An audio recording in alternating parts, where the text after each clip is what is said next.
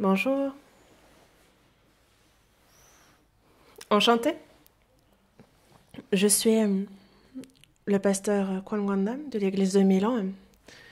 Et c'est vrai qu'avec le coronavirus, l'on ne peut se réunir face à face et avoir la communion physiquement. Mais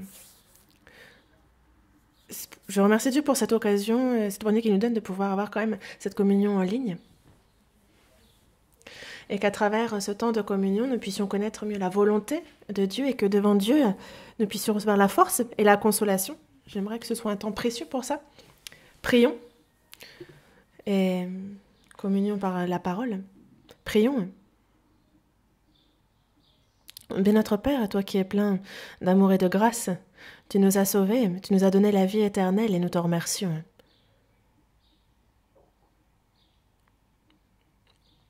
Nous qui devions être punis par l'enfer éternel, tu as sauvé notre âme.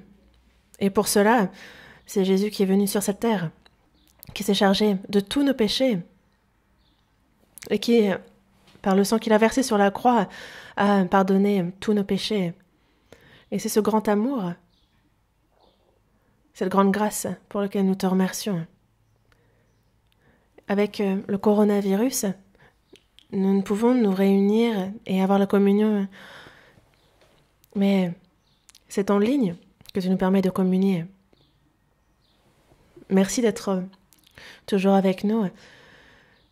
Seigneur, donne aujourd'hui aux frères et sœurs de l'Église de Paris la parole dont ils ont besoin. Et que cette parole puisse, dans le cœur de tous les frères et sœurs, être semée, qu'elle puisse être leur force. Sois aussi avec ma bouche imparfaite, pour que ta parole puisse être droitement prêchée et qu'elle puisse être facilement comprise. Seigneur, c'est dans ton Saint-Esprit que nous nous confions, et nous avons prié au nom du Seigneur Jésus, qui nous aime toujours, en le remerciant. Amen. Aujourd'hui, c'est sur Habakkuk que nous allons réfléchir ensemble. Habakkuk, chapitre 2, versets 3 et 4. Habakkuk, chapitre 2, versets 3 et 4.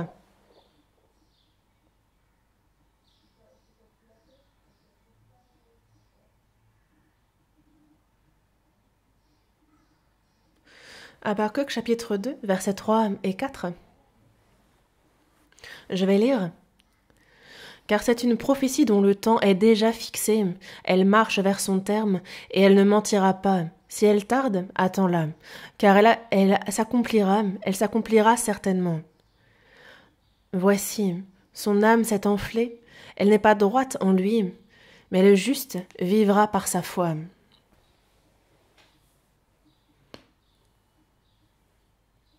Enchanté. Et c'est en vidéo que Dieu permet cette communion avec les frères et sœurs de Paris. Sincèrement, je le remercie pour cette occasion qu'il nous donne. Et si l'occasion se représente, il serait bon que l'on puisse se voir face à face et que l'on puisse continuer à communier dans la parole. Et c'est donc 2 sermons qu'il est prévu que je vous envoie. Mais le premier sermon, lui, va se pencher sur Habakkuk, chapitre 2. Et comme il est dit dans le verset 4, « Mais le juste vivra par sa foi. » C'est à ce sujet-là que j'aimerais vous adresser la parole de Dieu par ce premier sermon.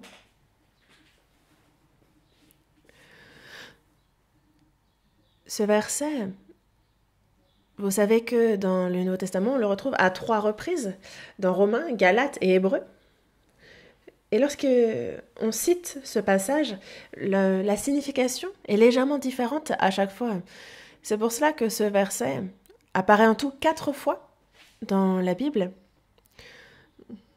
Et si on doit faire le point simplement sur notre foi, c'est que c'est par la foi que nous avons reçu le salut et c'est par la foi que nous vivons. Lorsque nous vivons par la foi, c'est ce qui réjouit Dieu, et ceux qui vivent par la foi, Dieu les bénit. Parce que Dieu vit éternellement et encore maintenant, il gouverne.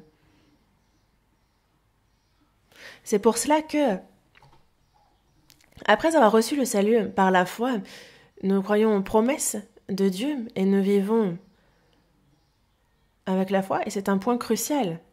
Une autre chose, c'est lorsque nous vivons avec la foi, quelles que soient les épreuves, l'environnement, la situation, les adversités auxquelles nous faisons face, on les surmonte.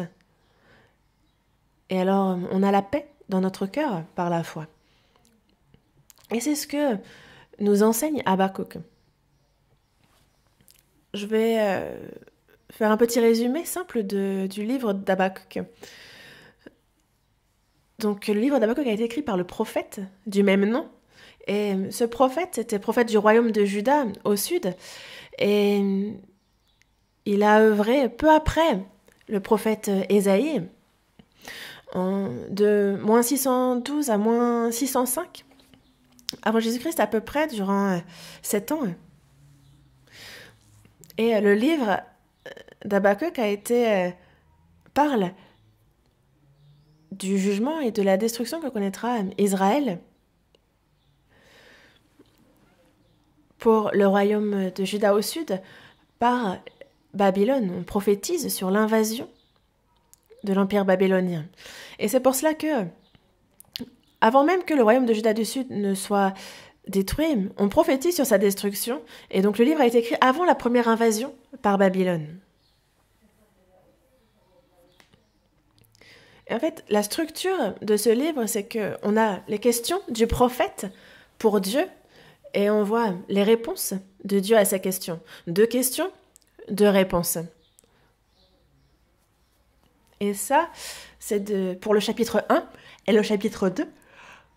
Pour le chapitre 3, on voit que la prière d'Habakkuk, après qu'il ait entendu la réponse de Dieu à ces questions. Et il y a un verset que nous connaissons bien dans ce livre. On va voir dans Habakkuk chapitre 3. Habakkuk chapitre 3, versets 17 et 18. Versets 17 et 18. Car le figuier ne fleurira pas, la vigne ne produira rien, le fruit de l'olivier manquera, les champs ne donneront pas de nourriture, les brebis disparaîtront du pâturage, et il n'y aura plus de bœufs dans les étables.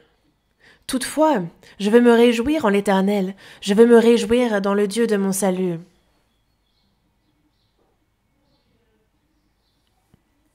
Ces versets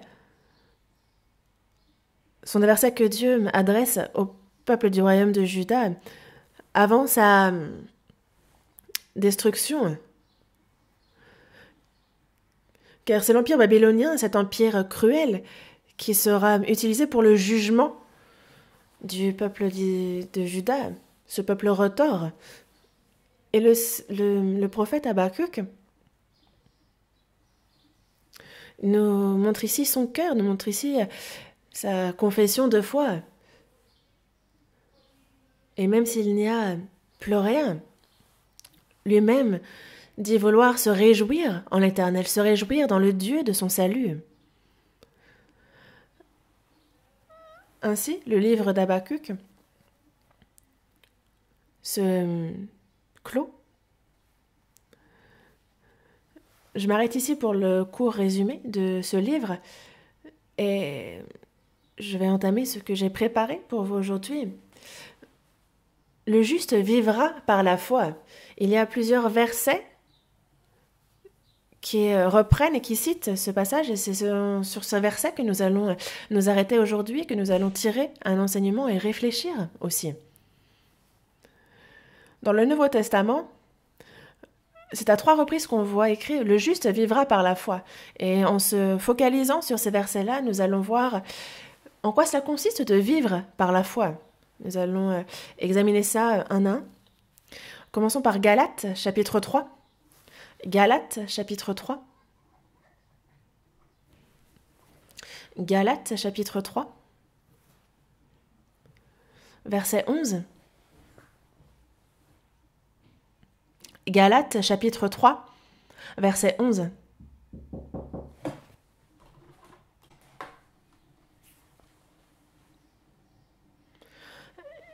Galates chapitre 3, verset 11. Et que nul ne soit justifié devant Dieu par la loi, cela est évident, puisqu'il est dit, le juste vivra par la foi. Le juste vivra par la foi. Qu'est-ce que l'on veut dire par là? C'est que c'est par la foi que l'on devient juste. Le moyen pour devenir juste, c'est la foi. Dans Galates, chapitre 3, verset 11, dans ce verset, on insiste sur quoi? Sur le juste. Au départ, toute personne est pécheur devant Dieu. Mais quel est le chemin? Quel est le moyen de devenir juste? C'est la foi. Au départ, il n'y avait devant Dieu aucun homme qui soit juste.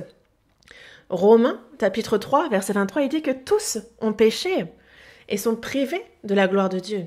Et comme ce verset nous le dit, nous sommes tous nés pécheurs et nous avons vécu en péchant. Et donc devant Dieu, tout homme sont pécheurs. Nous avons péché par nos actes, par nos pensées, dans notre cœur, par nos paroles.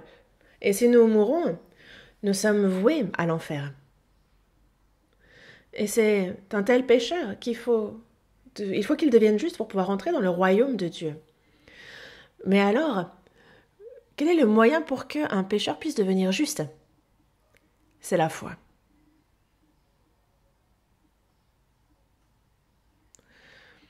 Pourquoi est-ce la foi qui rend juste? C'est que ce soit par notre propre justice, que ce soit par des moyens humains, c'est impossible. Ce n'est pas nos bonnes œuvres qui peuvent nous justifier. Les hommes font de bonnes œuvres, mais ils pêchent aussi. Dans Ecclésiaste, chapitre 7, verset 20, il est dit que non, il n'y a sur la terre point d'homme juste qui fasse le bien et qui ne pêche jamais. Et comme nous le dit ce verset, nous faisons le bien, certes en tant qu'hommes, mais on pêche aussi. Dans Matthieu, chapitre 5, verset 26, il est dit « Tu ne sortiras pas de là, de l'enfer, que tu n'aies payé le dernier cadran. » Et donc si l'on a le plus petit des péchés, même un péché plus fin qu'une poussière, nous ne pourrons pas sortir de l'enfer. C'est ce qu'il veut nous dire dans ce verset. Alors, est-ce qu'il suffit d'observer la loi de Dieu? Puisque nos bonnes œuvres ne peuvent pas nous rendre justes devant Dieu, il n'y en a aucun, d'ailleurs qui le peut, on peut dire un deuxième moyen. Est-ce que alors, observer la loi de Dieu, cette loi que Dieu nous a donnée, est-ce que si on l'observe, alors cela fonctionne?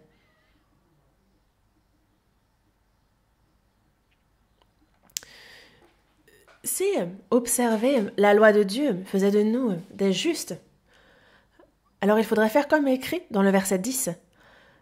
Galates chapitre 3 verset 10. Car tous ceux qui s'attachent aux œuvres de la loi sont sous la malédiction. Car il est écrit, maudit est quiconque n'observe pas tout ce qui est écrit dans le livre de la loi et ne le met pas en pratique.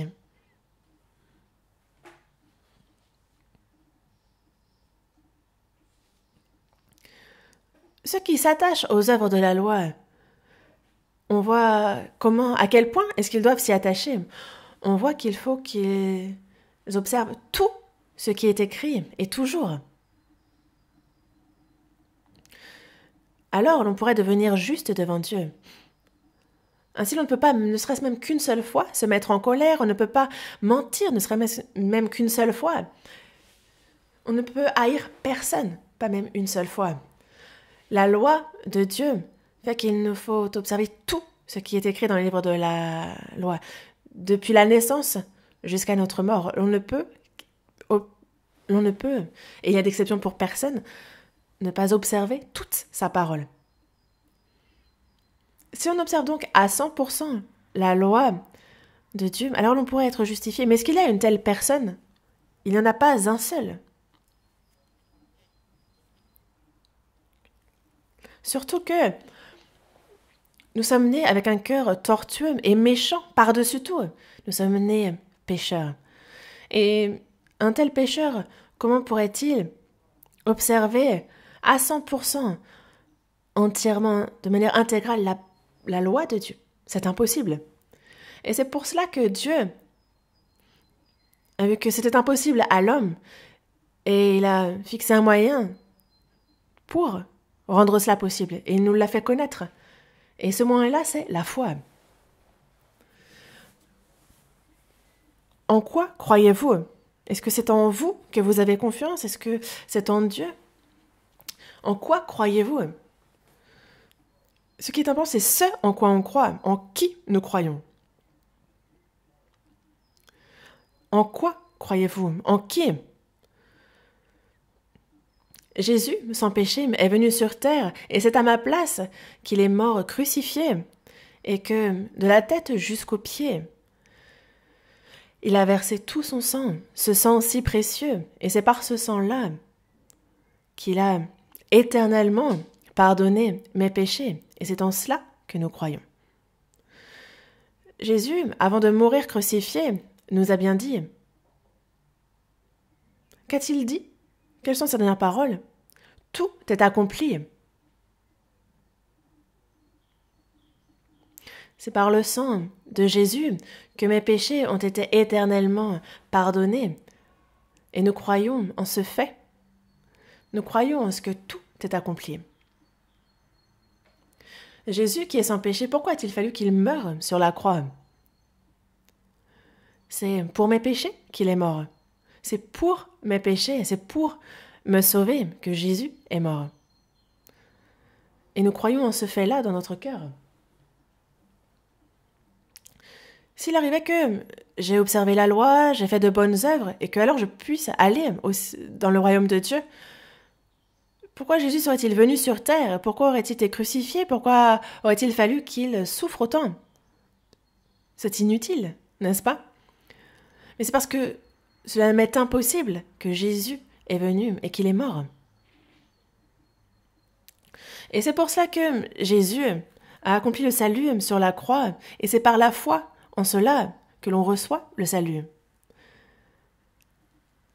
Et c'est la volonté de Dieu à notre égard. Je vais prendre un exemple. Une mère a préparé le repas préféré de son fils. Alors, que doit faire le fils? Il suffit de manger avec bon appétit le plat préparé par sa maman. Parce que la volonté de la mère, c'est que son fils mange, savoure son repas. Et c'est la volonté de la mère pour son fils. Mais imaginons que le fils, lui, pense à sa maman et dit « Ah, ma maman, elle a dû faire tant d'efforts. Elle doit travailler dur pour gagner de l'argent. Et ce plat-là, comment est-ce que je pourrais le manger quand je sais combien il lui coûte? Non, je n'en mangerai pas. » Et s'il n'en mange pas,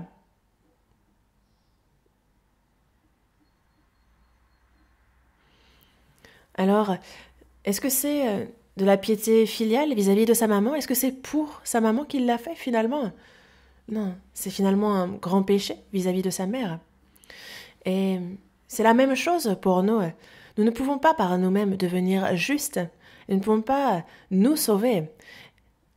Ainsi Dieu a envoyé Jésus qui est sans péché, il l'a envoyé sur terre et a accompli le pardon des péchés. Il l'a accompli parfaitement. Et c'est en ce fait-là que nous croyons.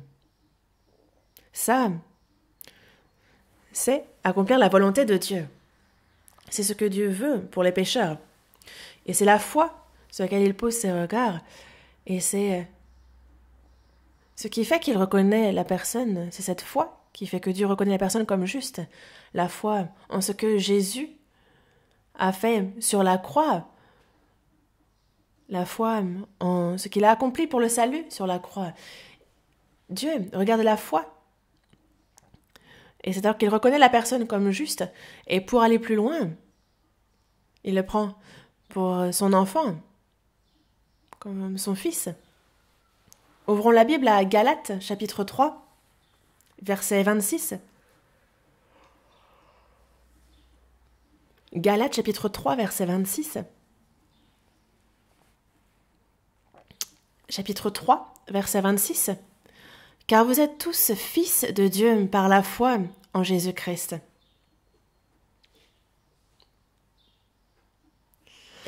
Ici, nous voyons que les pécheurs peuvent devenir fils de Dieu. Et on voit le moyen par lequel c'est possible. C'est par la foi. Et il n'y a d'exception pour personne, qui que ce soit. Que l'on ait beaucoup appris ou peu, que l'on ait beaucoup d'argent ou peu, cela n'entre pas en compte. Que l'on ait fait beaucoup de bonnes œuvres, que l'on ait beaucoup péché, cela importe peu. C'est par la foi. C'est par la foi que l'on peut devenir fils de Dieu. Et c'est pour cela que, dans Galates, chapitre 3, verset 11, le sens de la partie qui dit « Le juste vivra par la foi », c'est que c'est la foi. On nous parle de la foi en Jésus-Christ et en ce qu'il a accompli. Croyez-vous vraiment en Jésus?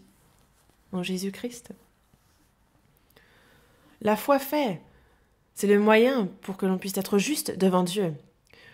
Le deuxième sens aussi, quand il nous dit « Le juste vivra par la foi », on passe à Romains chapitre 1. Romains chapitre 1.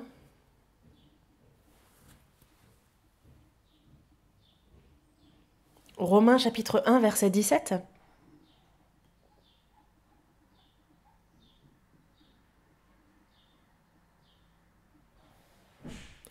Romains chapitre 1, verset 17. Parce qu'en lui est révélée la justice de Dieu par la foi et pour la foi, selon qu'il est écrit, le juste vivra par la foi.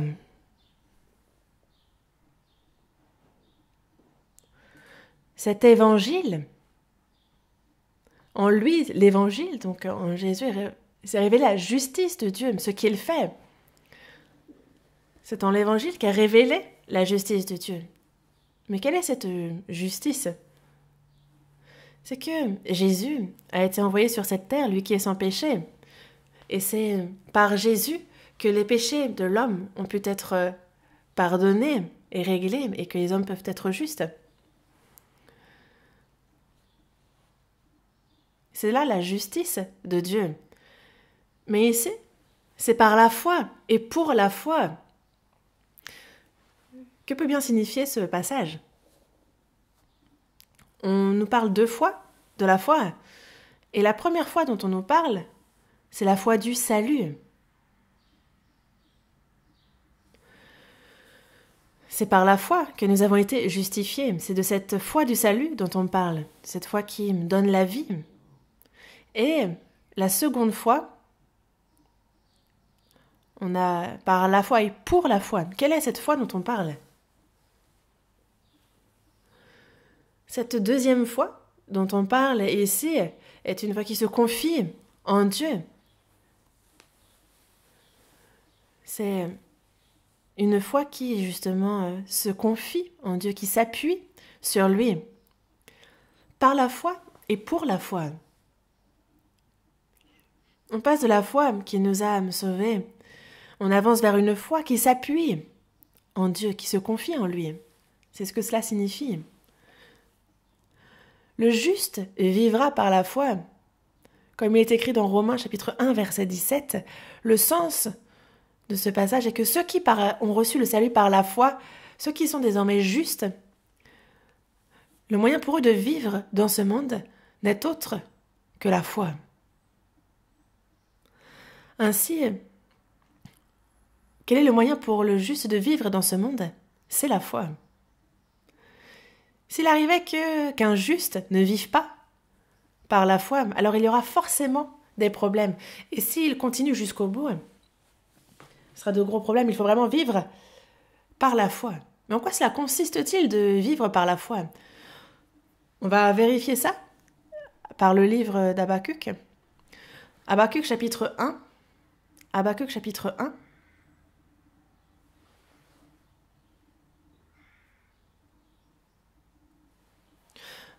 Habakkuk chapitre 1, verset 2. Le chapitre 1 et 2 nous montrent les deux questions du prophète Habakkuk et les deux réponses de Dieu à ces questions. Et si on regarde un peu les questions et les réponses, on se rend compte et on comprend mieux en quoi cela consiste de vivre par la foi. Verset 2. Habakkuk chapitre 1, verset 2 au verset 4. « Jusqu'à quand, ô Éternel ? J'ai crié et tu n'écoutes pas. J'ai crié vers toi à la violence et tu ne secours pas. Pourquoi me fais-tu voir l'iniquité et contemples-tu l'injustice ? Pourquoi l'oppression et la violence sont-elles devant moi ? Il y a des querelles et la discorde s'élève. Aussi, la loi n'a point de vie, la justice n'a point de force, car le méchant triomphe du juste et l'on rend des jugements iniques. » La première question que pose le prophète Habakkuk est que il voit le peuple du royaume de Juda être corrompu, perverti.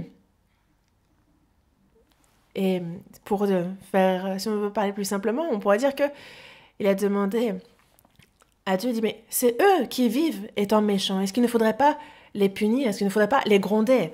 C'est la question que pose Habakkuk à Dieu. Et Dieu répond à cette question dans le verset 6, du verset 6 au 7. « Voici, je vais susciter les Chaldéens, peuple furibond et impétueux, qui traverse de vastes étendues de pays pour s'emparer de demeures qui ne sont pas à lui. Il est terrible et formidable. De lui seul viennent son droit et sa grandeur. »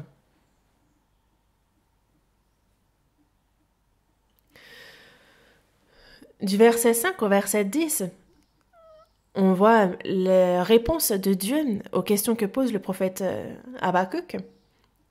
On voit le peuple d'Israël corrompu, et pour le jugement que leur réserve Dieu, il utilise les Chaldéens, qui sont le peuple babylonien. Quand on parlait de Chaldéens, au départ, c'était des habitants du sud de l'Empire babylonien. Mais petit à petit, ce mot a désigné tout le peuple babylonien. Et la question du prophète et la réponse que lui donne Dieu,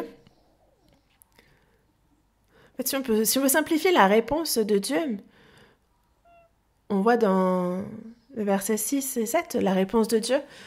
Et Dieu dit en fait, je sais, je vais utiliser et soulever l'Empire babylonien pour châtier et punir le peuple d'Israël. C'est ce qu'il répond au prophète. Et la réponse de Dieu suscite dans le cœur du prophète un doute. Et il pose une seconde question à Dieu. C'est du verset 12 au verset 13. Je vais lire. « N'es-tu pas de toute éternité, éternel, mon Dieu, mon Saint? Nous ne mourrons pas. Ô Éternel, tu as établi ce peuple pour exercer tes jugements. Ô mon rocher, tu l'as suscité pour infliger tes châtiments. Tes yeux sont trop purs pour voir le mal, et tu ne peux pas regarder l'iniquité. Pourquoi regarderais-tu les perfides et te tairais-tu, quand le méchant dévore celui qui est plus juste que lui?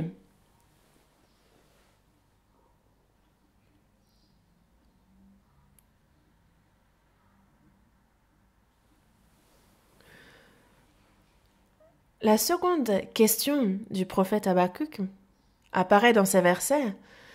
Et pour simplifier cette question, on peut dire que il dit, mais Dieu, certes le peuple d'Israël est méchant, mais en fait, l'Empire babylonien est bien plus méchant. Et en utilisant un peuple si méchant pour juger le peuple d'Israël, comment est-ce possible? On peut voir ici la question qu'il pose à Dieu. Et cette deuxième question trouve aussi une réponse donnée par Dieu. Et la réponse, on le voit dans le chapitre 2, du verset 3 au verset 4.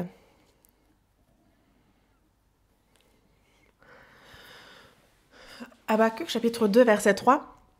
Car c'est une prophétie dont le temps est déjà fixé, elle marche vers son terme, et elle ne mentira pas. Si elle tarde, attends-la, car elle s'accomplira certainement. Voici, son âme s'est enflée, elle n'est pas droite en lui, mais le juste vivra par sa foi.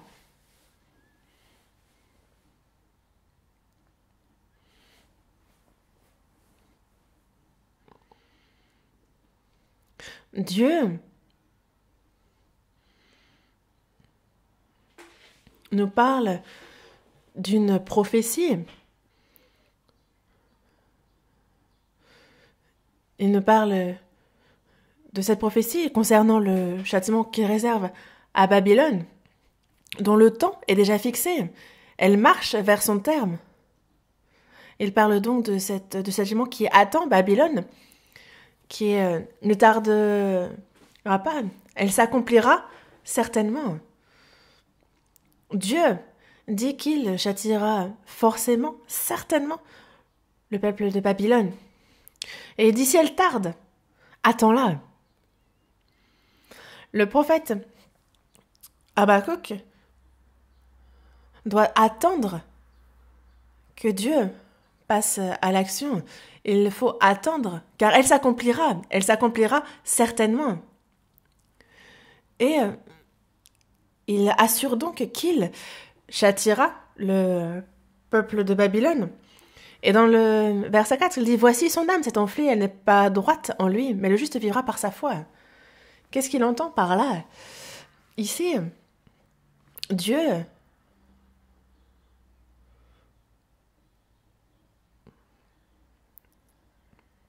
connaît très bien le cœur et l'attitude, les actions de l'Empire babylonien, et parce qu'il en est tout à fait conscient, c'est pour ça qu'il assure châtier ce peuple.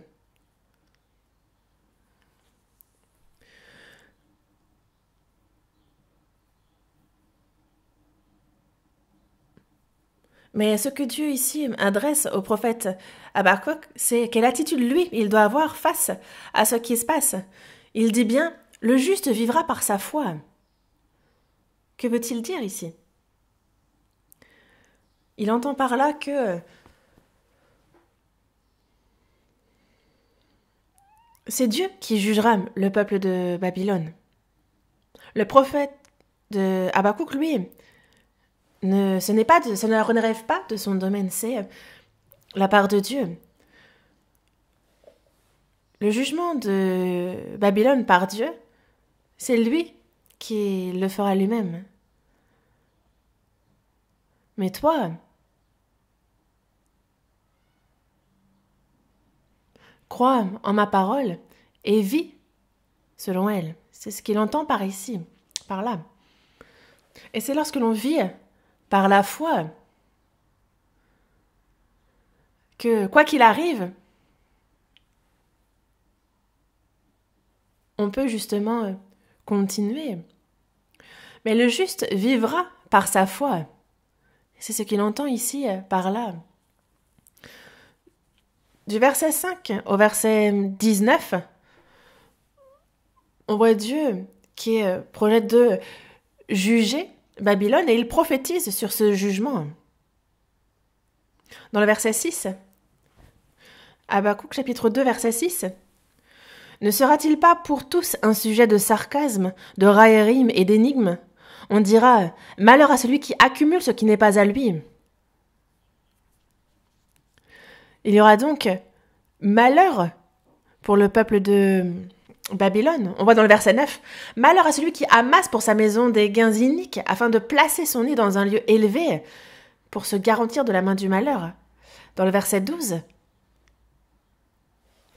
Malheur à celui qui bâtit une ville avec le sang, qui fonde une ville avec l'iniquité. »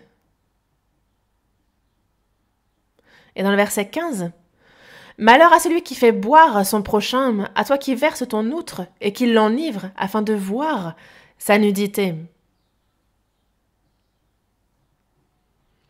Dans le verset 19, « Malheur à celui qui dit au bois, lève-toi, à une pierre muette, réveille-toi. » On a vu donc à au moins 5 reprises Dieu qui est clair concernant la punition, concernant le jugement de Babylone.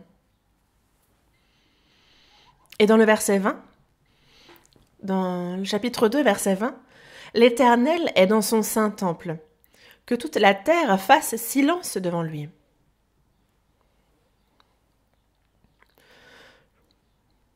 Ce verset 20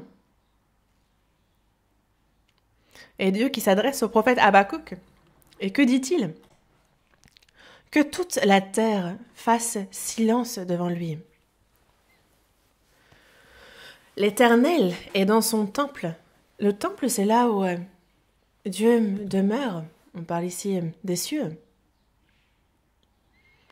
L'Éternel est vivant et il gouverne. Il règne. Dieu est vivant et il gouverne. Et parce qu'il gouverne, que toute la terre fasse silence devant lui.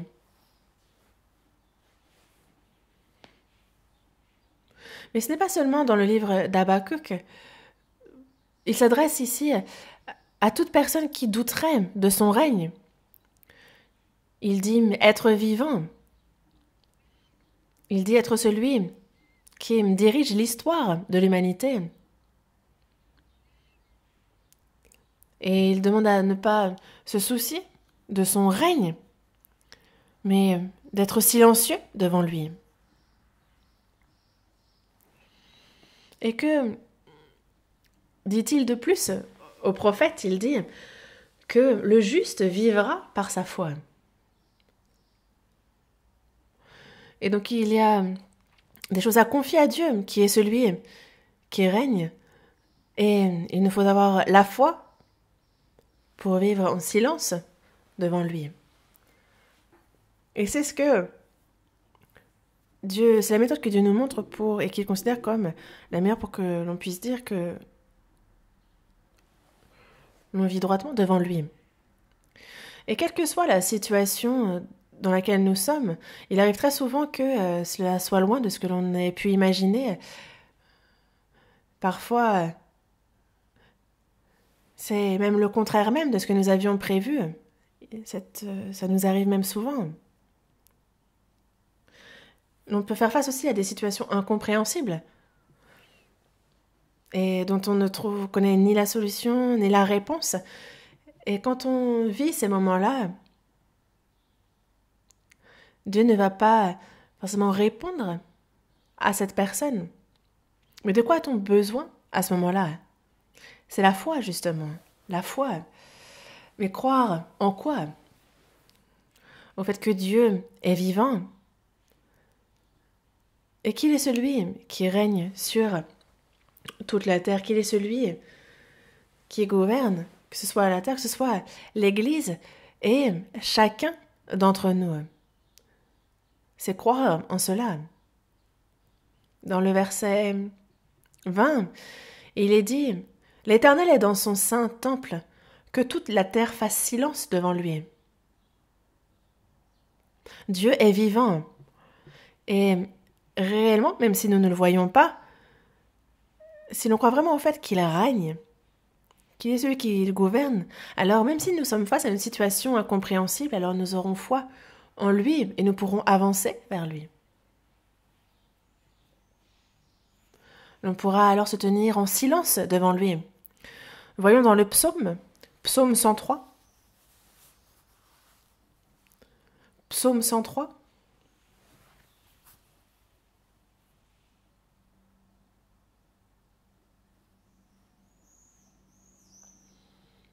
Psaume 103, verset 19.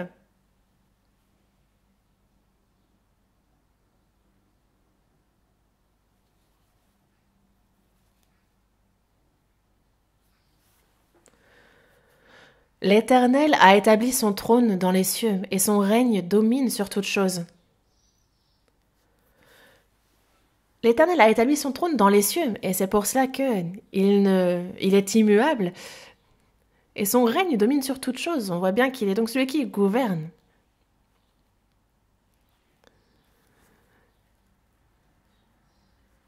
Il a établi son trône dans les cieux et son règne domine sur toute chose. Et celui qui dirige l'Église, chacun des sauvés aussi, comme le monde, c'est ce qu'il veut dire par toute chose. Dieu est vivant et il domine, il règne. Et si nous croyons vraiment en cela, alors, quelle que soit la personne devant laquelle nous pouvons être, nous aurons forcément confiance et courage. En quoi cela consiste de vivre par la foi ? Cela ne consiste pas à vivre en fonction des circonstances, en fonction de la situation, mais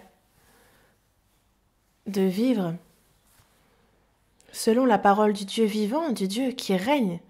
Et c'est bien cela, vivre par la foi. Voyons dans la seconde épître aux Corinthiens, chapitre 5, verset 7. Seconde épître aux Corinthiens, chapitre 5, verset 7.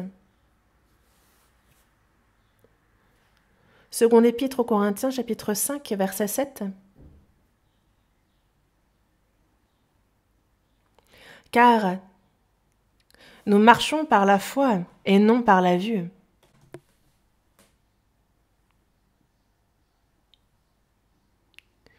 Vivre par la foi, c'est vivre selon la parole de Dieu invisible, et non pas selon la situation dans laquelle nous nous trouvons. Car nous marchons par la foi et non par la vue. Nous ne vivons pas en suivant ce qui est visible. Ce n'est pas cela, marcher par la foi, n'est-ce pas ? Vivre par la foi, c'est ne pas vivre selon la situation, selon ce que nous avons sous les yeux, mais suivre la parole de Dieu qui, lui, est invisible, mais qui dirige l'histoire. C'est vraiment cela, vivre par la foi, par la véritable foi. Car si l'on suit, si c'est par la vue que l'on marche, alors forcément, l'on va commettre des erreurs, forcément, nous allons avoir des regrets. C'est l'exemple pris par Abraham et Naomi. Abraham, dans la Genèse chapitre 12, on voit qu'il a voulu fuir la famine. En terre de Canaan, il a fui vers l'Égypte. Et au final, que s'est-il passé ? Il a rencontré plusieurs problèmes. Il a menti et il a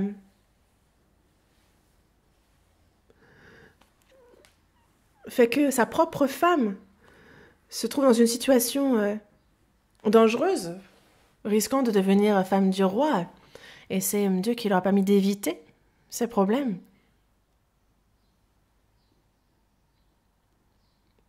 Et Abraham aussi, lorsqu'il part pour l'Égypte, il prend Agar, qui donnera naissance à Ismaël.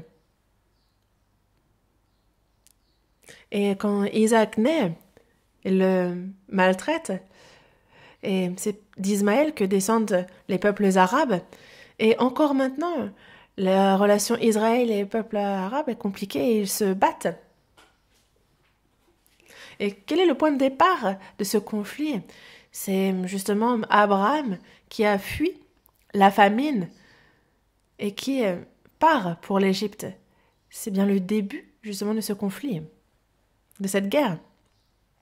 Dans la Genèse, chapitre 12, on nous parle d'Abraham, on voit comment il enfreint la parole de Dieu et que pour fuir la famine, il va se rendre en Égypte et quitter la terre de Canaan. Et ça, c'est l'erreur commise par Abraham. Ce n'est pas une bonne chose qu'Abraham a fait, c'est une mauvaise chose. Mais par cela, il y a un enseignement que nous pouvons recevoir. Mais il en va de même pour Naomi. À l'époque des juges, il y a la famine en Israël, et pour fuir cette famine, Naomi et son mari vont se rendre en terre de Moab. Et c'est écrit dans Juges, chapitre 1. Et ils sont en terre de Moab, elle perd son mari, et elle va jusqu'à perdre ses 2 fils.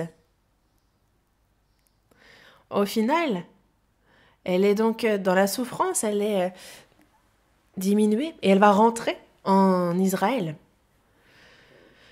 Lorsque l'on ne marche pas par la foi, mais que l'on marche par la vue, alors on voit ce que cela entraîne. Et c'est pour cela que marcher par la foi, c'est ne pas être influencé par la situation, ne pas agir en fonction de la situation, de l'environnement, mais de marcher selon la parole de Dieu et seulement selon cette parole. C'est vraiment cela, marcher par la foi. Dans Luc chapitre 5, verset 5, on voit Simon qui obéit à la parole de Jésus. Car Jésus dit à Pierre d'avancer en pleine eau et de jeter les filets pour pêcher. Et qu'a répondu Pierre à l'époque? Dans Luc chapitre 5, verset 5, on voit, il dit « Maître, nous avons travaillé toute la nuit sans rien prendre, mais sur ta parole, je jetterai le filet. » Il croit donc en la parole de Jésus et jette ses filets. Alors, ils attrapent énormément de poissons. Et en fait, Jésus adresse sa parole à Pierre en lui disant d'avancer en pleine eau, de jeter ses filets. Et c'est quelque chose que par notre raison humaine, nous ne pouvons pas comprendre. Parce que au moment où Jésus parle à Pierre, c'est le matin. Donc physiquement, ils sont à bout, ils commencent à ranger. Ils sont en train de ranger leurs filets. Et c'est à ce moment que Jésus parle à Pierre. Mais c'est vrai qu'en général, le poisson, c'est à l'aube qu'on en attrape une grande quantité. C'est pour ça que c'est dans la nuit qu'ils vont pêcher. Mais c'est le matin que Jésus s'adresse à Pierre. Et c'est à une époque où c'est une période de temps où on attrape peu de poissons. Et aussi, Pierre,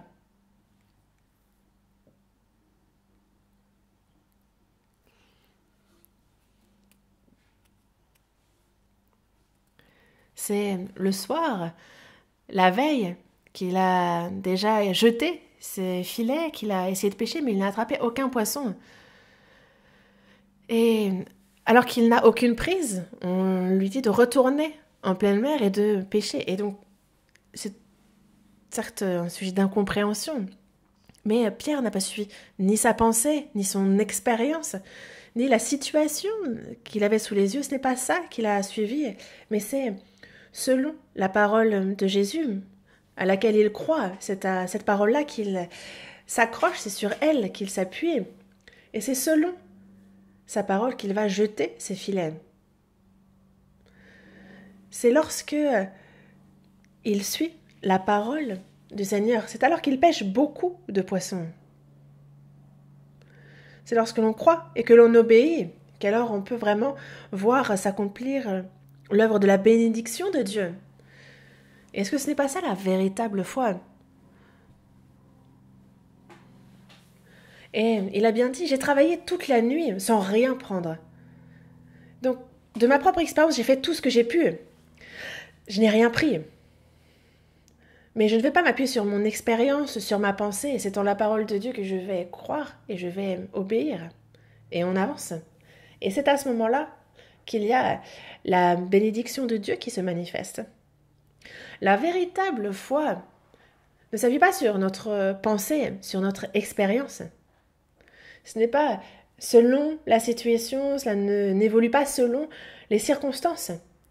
C'est croire en la parole de Dieu, s'y appuyer et la pratiquer. C'est ça.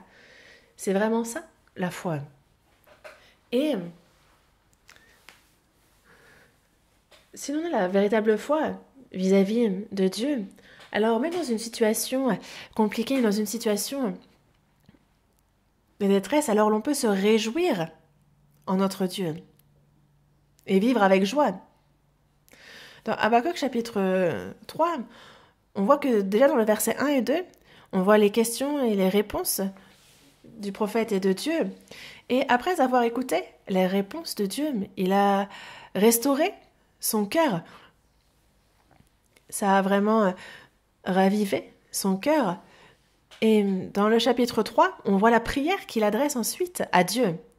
Et quand on regarde le contenu de sa prière, on voit que le prophète Habakkuk, après avoir reçu les réponses de Dieu, on voit le cœur qu'il a désormais. On retourne à Habakkuk chapitre 3. Habakkuk chapitre 3. Chapitre 3.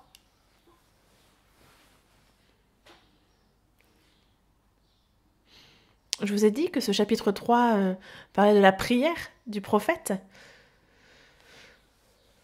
Et il demande la victoire à Dieu. Et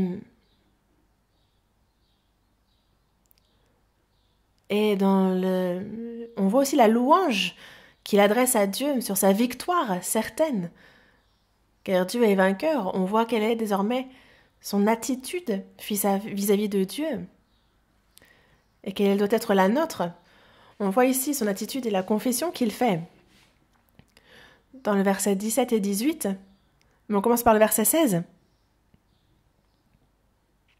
Verset 16, chapitre 3, verset 16. « J'ai entendu, et mes entrailles sont émues. À cette voix, mes lèvres frémissent, mes os se consument, et mes genoux chancellent. En silence, je dois attendre le jour de la détresse, le jour où l'oppresseur marchera contre le peuple. »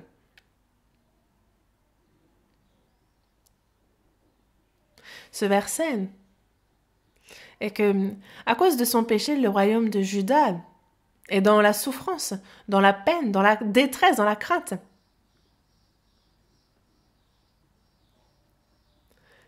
On voit l'attitude de ce peuple et aussi du prophète.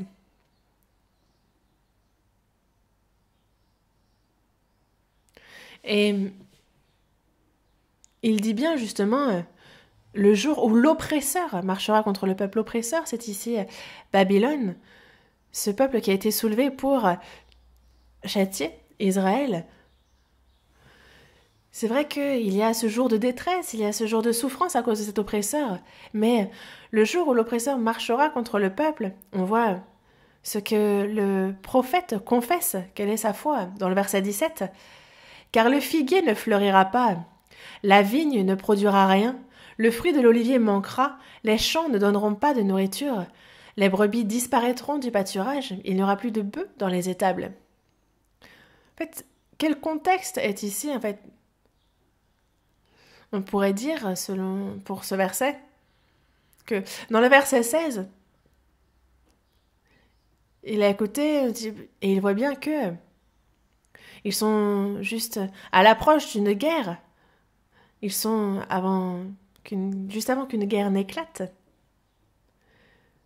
Et lorsqu'une guerre éclate, tout disparaît.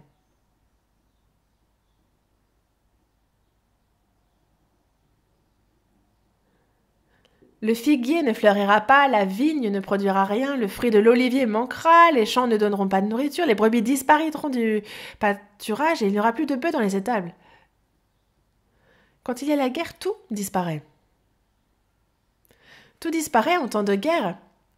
Mais toutefois, dans le verset 17, c'est comme ça que commence ce verset. Toutefois, et dans le verset 19, « L'Éternel, le Seigneur est ma force, il rend mes pieds semblables à ceux des biches. Et il me fait marcher sur mes lieux élevés, au chef des chantres, avec instruments à cordes. » Il dit bien vouloir se réjouir en l'Éternel, se réjouir dans le Dieu de son salut.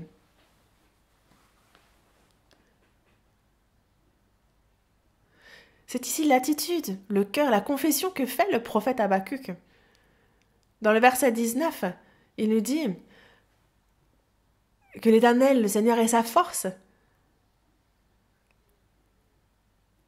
Dans le verset 19, parce que l'Éternel est sa force, alors il est préservé, il est gardé en sécurité. Et il finit par un cantique, par une louange. Et c'est vrai que les difficultés peuvent tout supprimer, on ne peut plus rien avoir, mais lorsqu'on est rétabli par Dieu parce que lui est vivant et qu'il gouverne. Alors il devient vraiment notre force. Et il est celui qui nous préserve, celui qui nous sauve, celui qui nous garde dans toutes les difficultés que nous rencontrons dans notre vie. Et il finit donc par cette prière.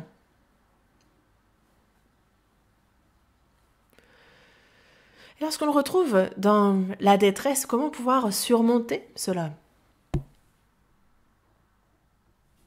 Une foi certaine en Dieu, une foi certaine en ses promesses, est ce qui va nous permettre de surmonter et de nous réjouir, même dans une période difficile, même dans une période de détresse. Et dans le verset 3, on voit justement que même si des jours de détresse viennent, Dieu nous protège, Dieu nous garde, et ça, j'y crois. Et donc alors on peut rendre grâce à Dieu.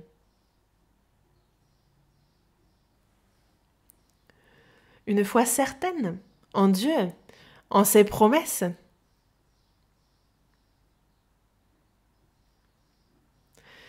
Et quand on a cette foi-là, alors on peut se réjouir en l'Éternel, dans le Dieu de notre salut, quelles que soient les difficultés que l'on rencontre. Alors que dans le verset 17, on voit bien qu'il n'y a ni figuier, le figuier ne fleurit pas, la vigne ne produit rien, il n'y a rien. Et nous, on peut adapter ça, en fait. On ne peut n'avoir ni voiture, ni maison, ne pas avoir de quoi payer pour le mois. On peut manquer de beaucoup de choses. Mais, quelle que soit la situation dans laquelle je me retrouve, je veux me réjouir en l'Éternel, je veux me réjouir dans le Dieu de mon salut. Il faut pouvoir faire cela. Une personne qui véritablement croit en Dieu et se confie en lui, alors dans tous les aspects de sa vie, même dans une situation de détresse, dans une situation terrifiante, c'est par la foi en Dieu et parce que nous croyons en lui, en son aide. Alors nous pourrons, comme le prophète Habakkuk, nous réjouir. C'est bien cela la vraie foi. Cette véritable foi à l'égard de Dieu peuvent rendre ce même témoignage. Ceux qui ont cette foi véritable en Dieu. Et c'était un peu comme pour le corona au début. Ça a commencé en Chine, et moi je pensais que ça resterait en Chine. Et pour l'Italie, par exemple, c'est à Rome qu'il y a eu les premiers cas confirmés. Et donc ils ont interrompu les liaisons Italie-Chine. Et donc on s'était imaginé qu'il n'y aurait pas de plus gros problème. Que pour la Chine, par exemple, on voyait les nombres de confirmés augmenter. On a vu ensuite le nombre de cas confirmés se multiplier en Corée. Mais je pensais l'Italie à l'écart de ça. Je pensais pouvoir qu'elle puisse être préservée. Donc je pensais que ça s'arrêterait là. Mais depuis fin février, en Italie aussi, tout a changé. La situation a complètement changé. On a vu le nombre de cas confirmés augmenter et ça a entraîné de nombreuses difficultés. Et c'est pour cela que l'on peut se trouver face à des difficultés qu'on n'aurait jamais imaginées. Et ça peut arriver à tout le monde. Mais lorsque l'on est dans les difficultés, évidemment que pour le virus, il y a une question du fait de ne pas l'attraper, mais c'est surtout que par exemple, l'économie s'est arrêtée aussi. Il n'y a plus d'activité dans plusieurs pays. Et il y a beaucoup de difficultés économiques, financières, dues au corona, et encore maintenant, certainement qu'à l'église de Paris aussi. Il y a ceux qui souffrent financièrement de cette crise du corona. Mais en quoi ça consiste de vivre par la foi? Évidemment qu'on ne peut pas être complètement faire abstraction de la situation, de l'influence qu'a notre environnement. Mais moi, je crois en Dieu et donc je ne me plains pas à lui. Je ne suis pas découragée pour autant. Je n'hésite pas, je ne peux pas m'arrêter. Car ce n'est pas cela, vivre par la foi. On ne rend pas seulement grâce à Dieu lorsqu'il nous fait vivre dans le confort, lorsqu'il n'y a pas de problème. C'est même dans les jours de détresse, c'est même lorsque nous faisons face à des situations complètement à l'opposé de ce qu'on souhaitait. L'on vit aussi par la foi dans ces moments-là, parce qu'il y a forcément la volonté de Dieu derrière cela. Et même si le moment présent est difficile, on traverse toutes ces difficultés, il y aura forcément le bien qu'il me réserve. Et est-ce que ce n'est pas vivre ainsi qui consiste à vivre par la foi? Justement, est-ce que ce n'est pas justement la foi que de faire face aux épreuves et non pas de fuir dans les difficultés? Il y a des situations que l'on n'a jamais pu imaginer. Des fois, on y fait face. Et quand on est face à tous ces problèmes, on peut, avec la foi, rester silencieux, tout confier à Dieu. L'on peut attendre. Et pour aller plus loin, faire comme le prophète Habakkuk et dire que s'il n'y a ni ça, ni ça, ni ça, ça n'empêchera pas que moi je me réjouirai en l'Éternel, dans le Dieu de mon salut. Et confesser la même chose que ce prophète a confessé. Le fait que quelle que soit la situation et peu importe combien elle est difficile, je me réjouirai en l'Éternel, dans le Dieu de mon salut, et ce par la foi. C'est ça, être chrétien.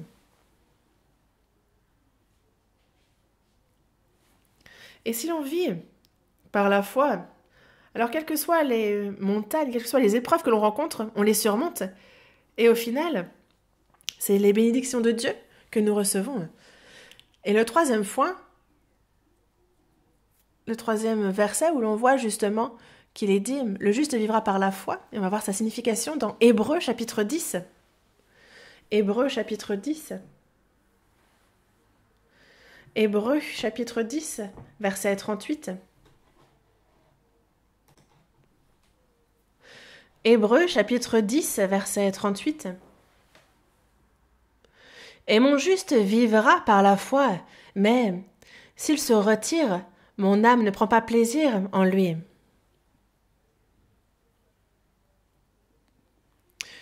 Ici aussi, il est dit mon juste vivra par la foi, n'est-ce pas?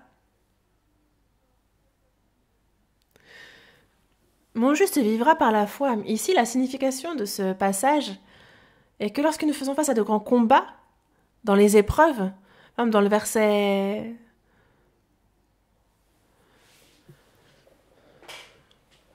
On voit justement qu'on rencontre des grandes difficultés. Il y a ces grands combats que l'on doit mener après notre salut. Il y a de grands combats, de grandes luttes dans notre vie.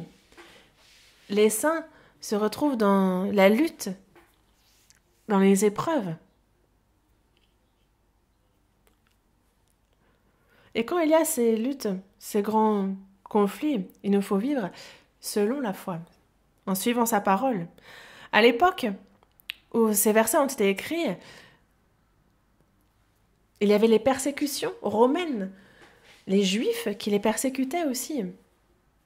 Et quand on croyait à Jésus, il y avait beaucoup d'inconvénients. Dans le verset 33, on voit qu'ils étaient exposés comme en spectacle aux opprobres et aux tribulations. Dans le verset 34, on voyait qu'ils étaient justement une raison qu'ils ont été aussi, par exemple, on leur a enlevé leurs biens. Ils ont aussi perdu aussi tous leurs biens. Ils ont rencontré différentes difficultés à différents niveaux, mais quand nous sommes face à ces difficultés, il ne faut pas se retirer. Mais de quoi avons-nous besoin pour aller de l'avant? C'est la foi. Et quand on avance avec une foi certaine, alors dans cette lutte, dans l'adversité, il nous dit bien que nous serons vainqueurs. Nous rencontrons dans notre vie ces grandes luttes, ces difficultés. On a beaucoup d'épreuves, beaucoup de difficultés, mais on ne se retire pas, on ne recule pas, et on avance par la foi. Alors vraiment, l'on est vainqueur.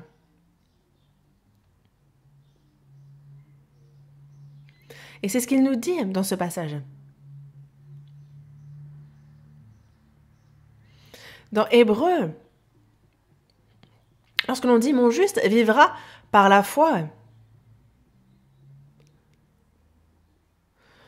sur quoi insiste-t-on ici? C'est qu'on vivra. C'est le vivra qui est accentué. Dans Galates, chapitre 3, c'est sur le juste que l'on se focalise, la justice, sur le moyen pour le pécheur de devenir juste, ce moyen qui est la foi. Et dans Romains, chapitre 1, c'est par la foi et pour la foi. Dans Romains, chapitre 1, c'est sur la foi que l'on insiste. Car une personne justifiée par la foi, désormais, c'est la foi qui permet de vivre aussi dans ce monde. Et il nous faut donc vivre selon cette foi-là. Donc c'est sur la foi que l'on insiste. Mais dans Hébreux, il est dit que mon juste vivra par la foi. Et c'est quand on vit par la foi, c'est alors que, même dans les difficultés, même dans les épreuves, on sera vainqueur en Dieu, que l'on vivra. C'est vivra qui attire l'attention ici. Vous voyez? Et nous avons cette lutte spirituelle après notre salut. Nous sommes en guerre et la Bible en parle. Et il nous dit bien que pour entrer dans le royaume de Dieu, il nous faut faire face à beaucoup de persécutions. Et à celui qui veut se garder pieux, il est dit que justement, il reconnaîtrait beaucoup de difficultés. Mais il nous faut abandonner l'idée que l'on vivra dans la facilité et que l'on ne marchera que sur des fleurs. Non, ce qui nous attend, c'est les épreuves, c'est les persécutions. Voyons dans Actes, chapitre 14.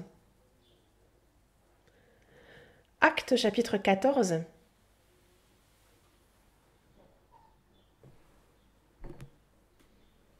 Actes, chapitre 14, verset 22.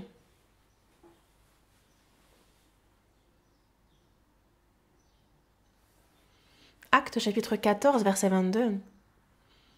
Fortifiant l'esprit des disciples, les exhortant à persévérer dans la foi, et disant que c'est par beaucoup de tribulations qu'il nous faut entrer dans le royaume de Dieu.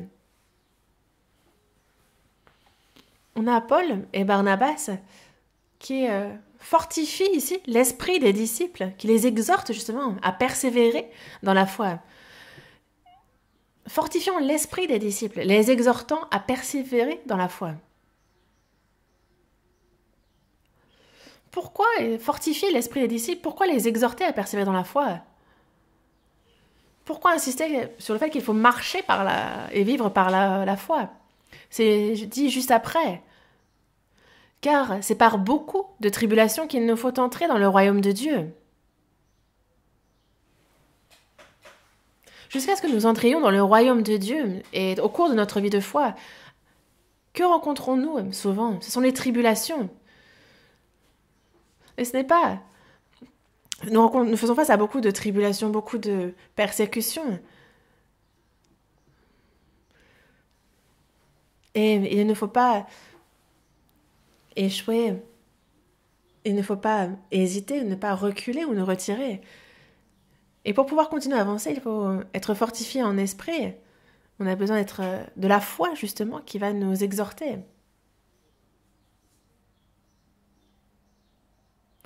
Et ainsi, il nous parle bien justement de... C'est aussi par la foi que nous sommes fortifiés. On va voir dans 1 Jean, chapitre 5. 1 Jean, chapitre 5, verset 4. Premier épître de Jean, chapitre 5, verset 4. Parce que tout ce qui est né de Dieu triomphe du monde, et la victoire qui triomphe du monde, c'est notre foi.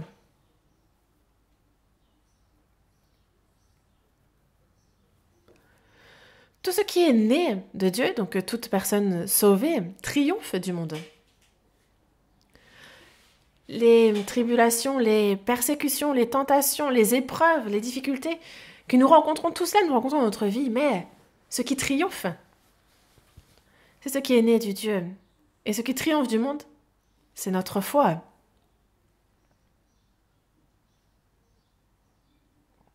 Dieu est vivant et il règne. On croit en cela. C'est notre foi en Dieu, qui fait que nous pouvons triompher des tribulations, des tentations, des épreuves de ce monde. Que nous pouvons garder notre foi et garder nos regards tournés vers Dieu. Et que l'on peut donc triompher. C'est bien là la méthode, le moyen. C'est notre foi.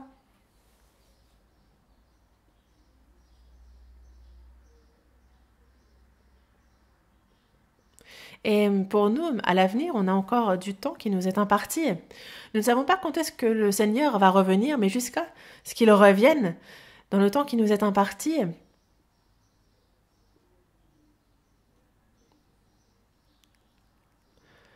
Après, il peut venir plus tard. En fait, par exemple, on a aussi le corona. Est-ce que l'on peut être sûr qu'il n'y aura plus ce genre de difficultés à l'avenir? Non.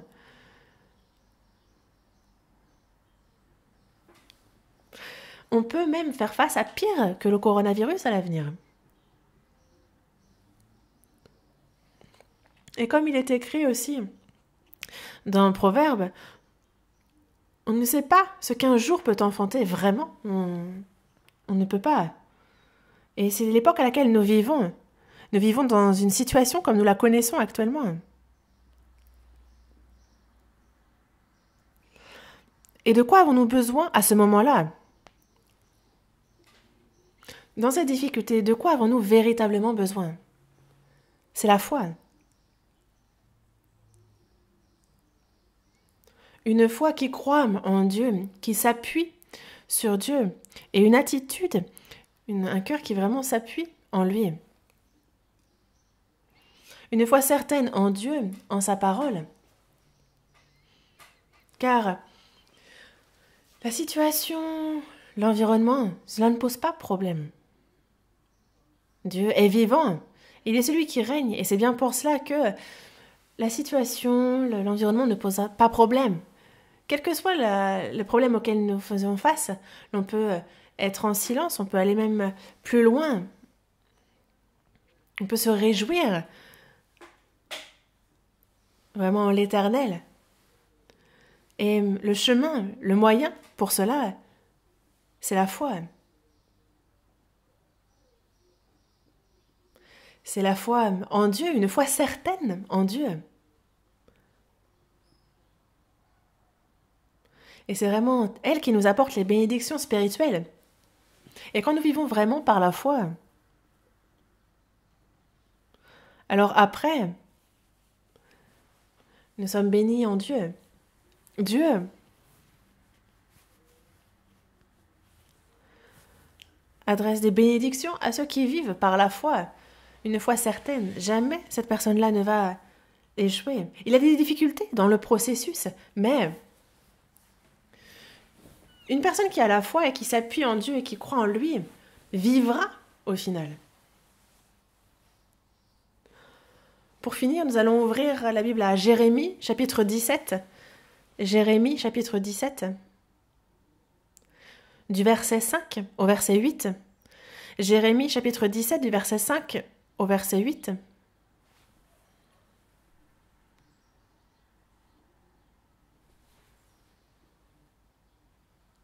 Jérémie, chapitre 17, versets 5 à 8.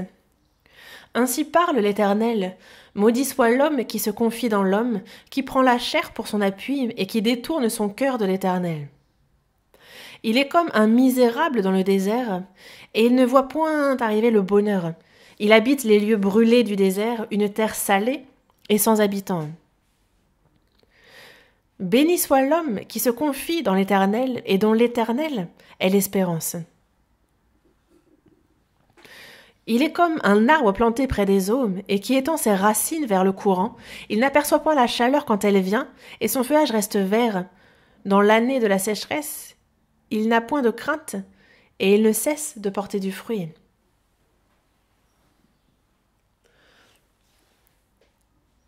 On voit ici ce qui attend ceux qui ne vivent pas selon la foi et ce qui attend ceux qui vivent et marchent par la foi.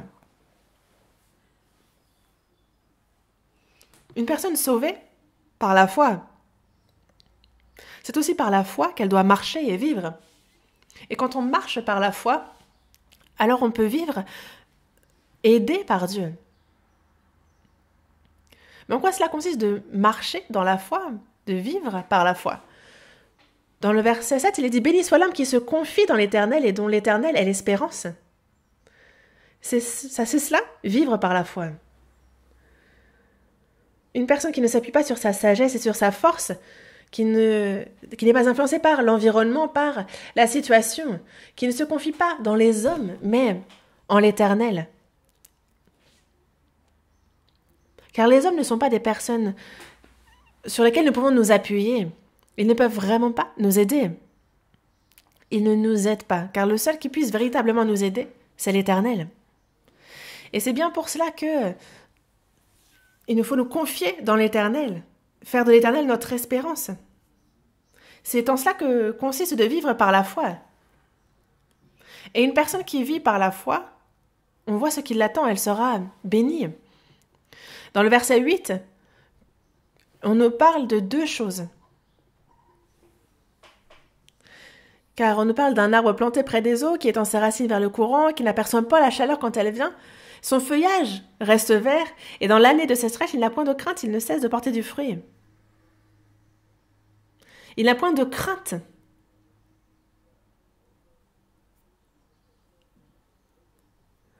Et une personne qui se confie à l'Éternel, quelle que soit la situation à laquelle elle fait face, une personne qui marche dans la foi n'aura point de crainte. Et elle ne cessera de porter du fruit. Porter du fruit, ces fruits qui sont agréables à Dieu. De nouvelles vies.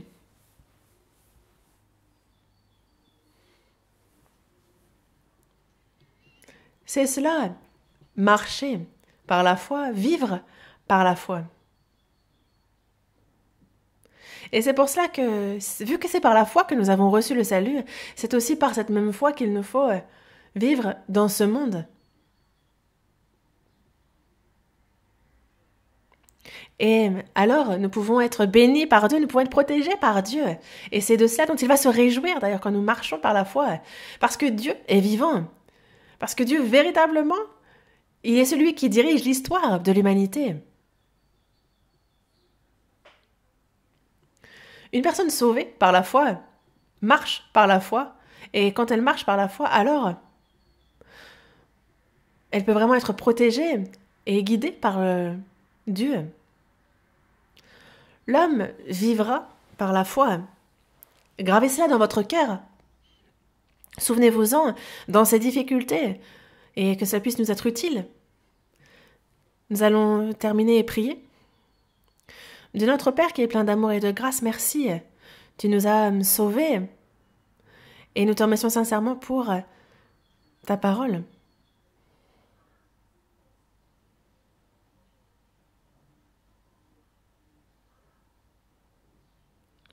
Et nous avons appris tout cela à ta volonté, par ta parole. Nous qui avons reçu le salut, que la vie qu'il nous reste puisse être une vie qui se confie en toi seulement, Dieu, que nous puissions la vivre par la foi. Aide-nous pour cela. Et que lorsque nous vivons par la foi, même si au départ cela peut être difficile, cela peut être dur, qu'à l'avenir nous puissions recevoir l'aide, la bénédiction, la grâce de Dieu. Et jusqu'à ce que nous nous retrouvions, jusqu'à ce que nous tenions devant toi, que nous puissions vivre par la foi et seulement par la foi. Aide-nous pour cela. Nous te remercions pour ton aide et d'être avec nous. Nous avons prié au nom du Seigneur Jésus qui nous a sauvés de nos péchés en le remerciant. Amen. Merci.